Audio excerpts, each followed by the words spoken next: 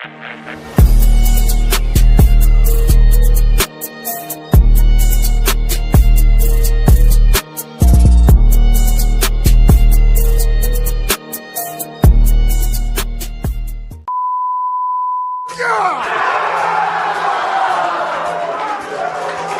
good enough for Detroit, Jay. But they can't bear what comes from them. Doesn't matter if you have one ass cheek and three toes. I will beat your ass. Here comes that pressure. Mayfield in the middle. It's intercepted. It's Derek Barnes. Seattle's got to make a stop. Amon-Ra St. Brown's going to throw it back to Goff. Who had that on the bingo card? And a second. Oh, here's a little trickery. St. Brown back to God. Lee Flicker's got Laporta wide open. Sam Laporta foot race towards the end zone. Diving touchdown. Unreal.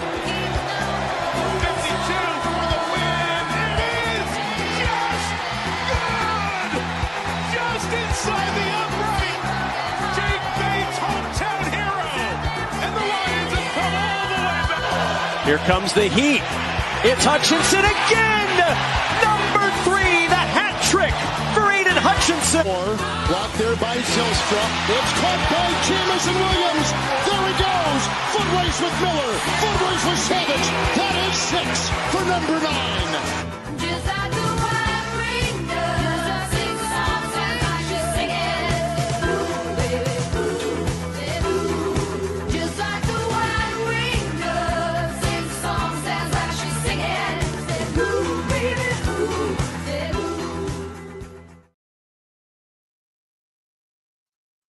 Happy Thanksgiving, everybody. Welcome to the live pregame show, the Pride Podcast. I'm your host, Malcolm. As you can see, I am solo dolo today. Guys are busy right now, so I'm just going to hit the pregame show solo, and we're just going to talk about this game real quick, man. Starting off with the transactions. We had some transactions this week. We had some big news, and we're going to go right into it, man. Starting off with some waivers. The Detroit Lions, They signed Anthony Frisker and Tom Kennedy to the active roster. The Lions also activated Miles Frazier from the PUP list. They waived Craig Reynolds. They also waived Quentin Jefferson, the defensive lineman, Arthur Moulette, the guy who played nickel for us for some key plays.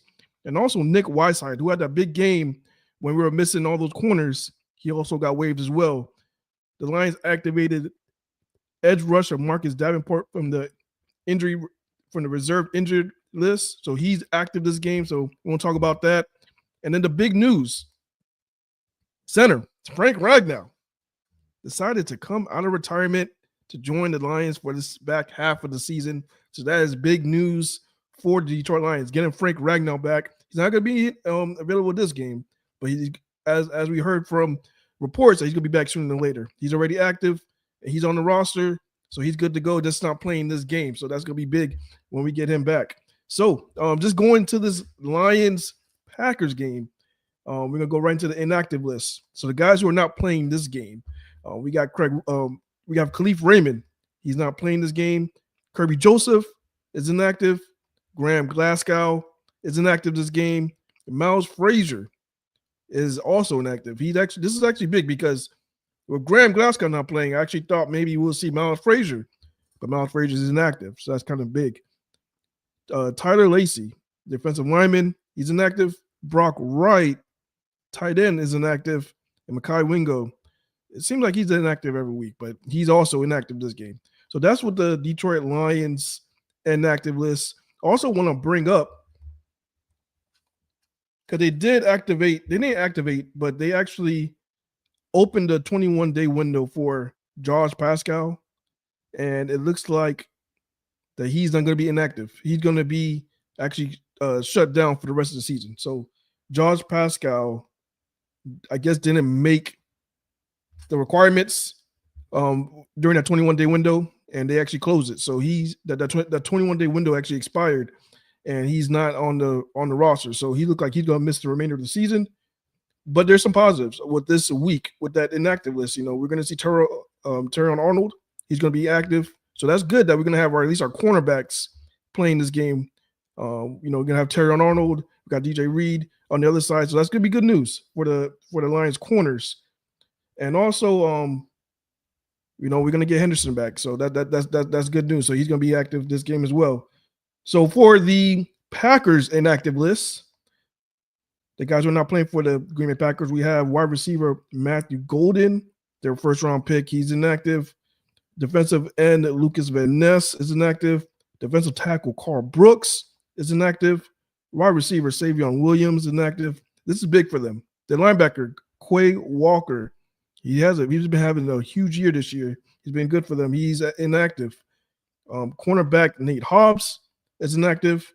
And offensive lineman Donovan Jennings is inactive for the Packers. So, with that being said, we're going to go right into this game because this game is like a must-win game for Detroit as far as what they need to do, because you don't want to go 1-3 in the division. That is going to be a huge question mark. Is if they lose this game, that's going to be a huge question mark if they can even make the playoffs. Damn the division. Now we're fighting for a playoff spot if we do not lose this game. So that changes everything, because I know everybody expectations. I know my expectations coming to this year was Super Bowl or bust. Now, if we lose this game, we're damn near fighting for our life, guys. We are fighting for a playoff spot now. So this is as much of a must-win game as there is. All right. So we're going to talk about this game real quick because we have about 30 more minutes before kickoff. So we're going to talk about this game. We're going to just jump right into the Green Bay Packers defense versus the Detroit Lions offense. All right. This is the big thing right now. A lot of people are talking about it because when you're looking at the Green Bay Packers defense, they're having a hell of a year as far as their defense. Right now, they're ranked 4th overall in total defense, 5th against the passing, and 6th against the run. And that's where everybody is saying that they're going to give us a lot of trouble as far as us running the ball on them, because they're ranked 6th. And as far as, those outside runs, they contain those really well. I think that's something that they really been to emphasize of, wanting to stop is those outside runs. Green Bay Packers in the past, that was a team that they didn't really, it seemed like they didn't really care about stopping the run. They cared about causing turnovers and stop the team from scoring points. But as far as rushing yards, it seemed like they didn't care. But this year, different. This year is totally different for that team. They are stopping the run, and they're just overall as a defense, they're playing really well.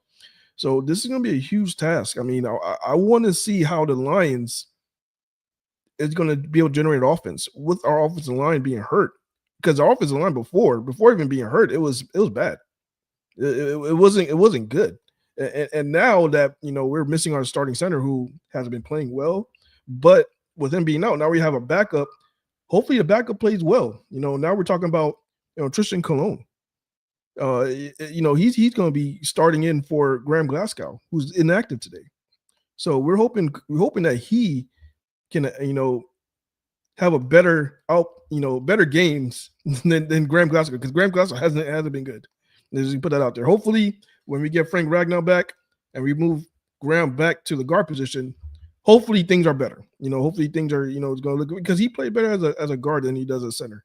And having Frank next to him, having Frank next to you is going to just improve your overall game overall. So I think the whole interior is going to benefit for having Frank back. But that's Frank Ragnar's not going to play this game. So we got to get past this game.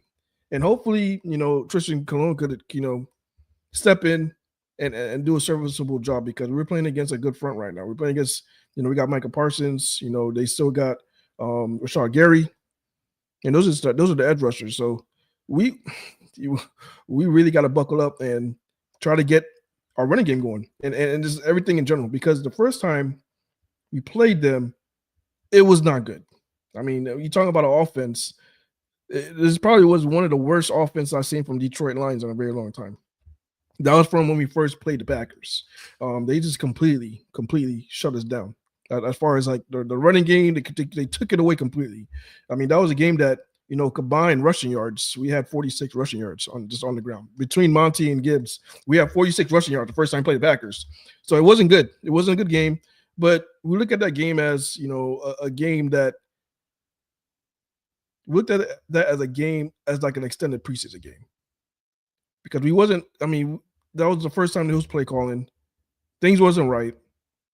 So hopefully, playing the Packers second time around, we're more prepared. I think that's what it was. I think we wasn't prepared the first time. Now we're more prepared. That's what I'm hoping we are. And the big question is the offensive line. Can the offensive line protect Goff this game? Are we going to still see that interior pressure? Are they going to take away the running game? If that happens, I could easily see us losing this game. If they take away our running game and they're just forcing that interior pressure, this game could be a easy loss. So I am hoping that they figured this shit out. I'm hoping they figured it out. Hoping our interior line, our offensive line in general, can do their job. Just do your job, keep Goff clean, and get this running game going. I mean, if you get Gibbs going, I think, not that I think. If we get Gibbs going, we are going to win this game. So right now, the X factor for me is going to be Jahmyr Gibbs.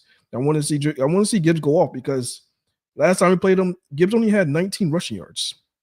19 rushing yards, 9 carries, 19 rushing yards, 2.1 yards per carry. That's not good. If that happens again, this is over. It's a wrap. We ain't winning this game. So it's as simple as that. You got to get Gibbs going. If Gibbs goes off or has one of his better games, we win this game. It's that simple. All right, so that's just talking about the Green Bay Packers defense, the Lions offense, what the Lions need to do. Let's talk about the Packers. All right, the Packers offense versus the Lions defense. This is interesting. I mean, they got Jordan Love. Golden's out. It looked like they've been missing that number one receiver. It seems like when you watch this Packers offense, it seems like something's missing. Numbers-wise, Jordan Love is not playing horrible. Numbers-wise. You look at his numbers, you're like, okay, 15 touchdowns, 3 interceptions. It's not the worst. But something's missing with his offense. It's not clicking the way that it should be clicking. And that's why they're kind of struggling offensively. And I think the Lions, get some guys back. I think we can give their offense some trouble. This got to be a game that, Shepard, Kelvin, Coach Shep, he has to step up and get these guys ready because the way they played last week wasn't good. But Coach Shep has a record of having these guys ready. The defense always, all year long, they've been consistent. I mean, we had a bad game last week, but all year long, they've been consistent. So we've seen another consistent game from this defense. And just confuse Jordan Love, man. Jordan Love hasn't been playing the best. Number-wise, yes. But as far as like what you watch on the field, you're like, huh? You're like he's missing throws. But it could be a product of, not having that receiver. I think they're missing that guy. So you're looking at the Green Bay Packers offense. They're ranked 13th overall. Passing-wise, they're 16th. And rushing-wise, they're 15th. So they're like in the middle of the pack. They're a very average offense. You look at Detroit Lions defense, they're ranked 10th overall. Passing-wise, they're 16th. And our big strength for the Detroit Lions is stopping the run. And they're ranked 11th right now. So this is the game that I think the Detroit Lions, especially having our corners come back, this is stop the run. When you talk about the Packers, stop the run. And try to confuse Jordan Love because Jordan Love he has one of his years like this year he's been confused. He has been having one of his best years. So this is a game. This can easily be a defensive battle game. And for some reason, I'm actually leaning that way as far as like the score and everything else. I'm leaning to this being a defensive game. All right. So with that being said, I'm gonna make this pregame show really quick so we can all get ready for the game itself. Let's go right into the scoring predictions. All right, I'm gonna go right into the scoring predictions, bold predictions. Hell, for the bettors, I might give you guys a pick. Might give you guys a lock of the week. You might give you guys that route. If you guys are bettors and want to pay some bets, not gonna be on this game, but I may throw you guys a free pick. Let's see how it goes. All right, so with this game. We have a -3 spread. So 3-point spread for the Lions, the home team. This is tough. This is a tough game, man. This is a game that if they lose this game, it changes everything. It changes everything. So I have this as a must-win game. As bad as it is, because I think that the Packers defense is going to give us a lot of trouble this game because our offensive line. We have to figure out how to win this game. They have to figure it out. They got to dig deep, figure out something, play their best game. I don't know what they got to do. I don't know if they need that. Not sure if you guys seen Space Jams when they had that Mike's Specials juice or drink, whatever, and they all drank it and Looney Tunes went crazy and started playing well. I don't know. But he needs something. Something needs to give because they can't lose this game. They can't lose this game. I if this was any other circumstances, I would actually pick the Packers to beat us. I would pick them to beat us just because the offensive line situation and the Packers have a really, really good defense. But this is just a must-win game for Detroit. They have to win this game. All right. So because of that, I'm gonna have Detroit Lions win this game. This is go out and say 21-17 Lions. 21-17 Lions. So that's 4 points. So they cover the spread. So I mean, you guys want to bet on that Lions spread -3. I have them covering. Bold prediction for this game. You know what? This is what I'm gonna do. This is gonna be my bold prediction because I've been on X and I've been seeing a lot of people giving Hutchinson.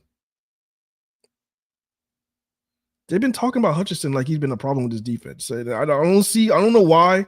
I think it's absolutely crazy. But I'm gonna just go ahead and say this. I'm gonna say Hutchinson gets 3 sacks. Aiden Hutchinson gets 3 sacks this game and a forced fumble. Let's just do that. Aiden Hutchinson, 3 sacks and a forced fumble. That's my bold prediction for this game. I think it's gonna be a defensive battle. Yeah, Aiden Hutchinson, 3 sacks and a forced fumble. So I told you guys I'm gonna give you guys a pick. So anybody that's betting out there, I'm gonna go ahead and I'm looking at the games just for today. I'm gonna do the game for today. All right, not the Lions game because I already gave that one away. I think you should put the -3 on the Lions because it's not because I'm just saying just because this is a must-win game. They have to win this game. If they don't win this game, I think we could all come back here on the post-game show and we need to hit the panic button. This is not good. This won't be good. All right. So besides that, let's go with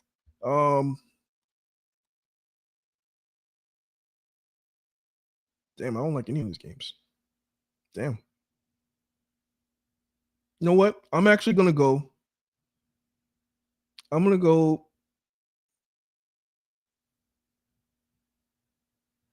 This is crazy, guys. But hear me out here. All right. Hear me out. I'm gonna go Dallas plus 3.5. This sounds crazy. I know people are like, what? Sounds crazy. All right. Dallas is at home. They have been playing well. Their offense is playing really well. Dak is playing at all. Right now he's one of the MVP candidates. That's crazy as it sounds with a 5-5 record. But that just shows how crazy Dak has been playing. And he got these guys playing at a high level. The offense, they might upset the Kansas City Chiefs, man. I actually might see it happening. So if you're gonna bet, take the plus 3.5 for Dallas and just make that money, guys. Let's do that. All right. So we're almost at kickoff, and for the post game show, Tyler will be back. So I won't be alone. I have my sidekick back. Tyler will be here, and we'll talk about the game, man. We'll talk about the game. Hopefully, we'll talk about a win. Hopefully, because if not, you might see. If we don't win this game, definitely come back. There's gonna be some words to be said. And we'll leave it as that, man. Everybody enjoyed Thanksgiving. And I'll see you guys for the post-game show. We'll be immediately after the show. We'll be right back here. Well, I'll be back with Tyler, and we'll talk about the game. And hopefully it's a dub, man. All right, guys. I am out. It's your boy Malcolm. Peace.